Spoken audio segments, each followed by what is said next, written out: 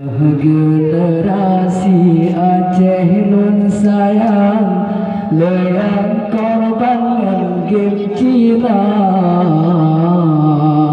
muda-mudi dengan permainan dengan program awak luar tapi rakam begaduh dosa tipu daya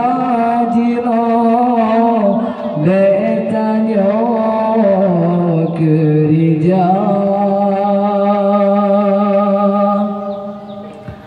program Yahudi judi bungkalahi contoh lam HP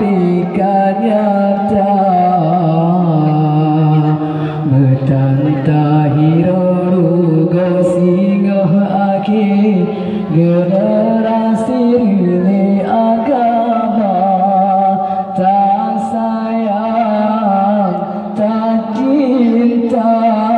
Islamnya dijaga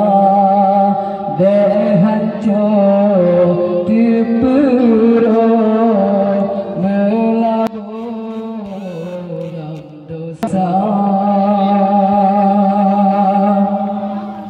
Rela generasi Aceh nun sayang leang terbangun game Cina muda-mudi leang permainan pengaruh program awak luar tapi rakam begaduh dosa tipu daya jino betanya gereja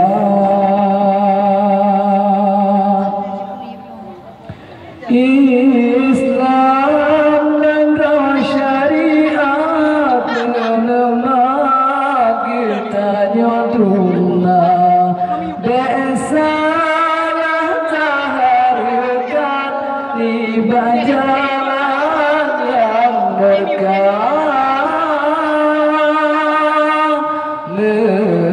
mehangat tapakoh paloba jingomasa pameti pengaruh gaduh non game Cina tak sayang tak cinta Islamnya dijaga behancur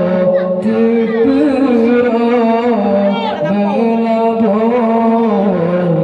dosa iman dalam hati be sampai jiyo beta taharok ke dunia di Aceh berahi pengikut Ahok yang harohira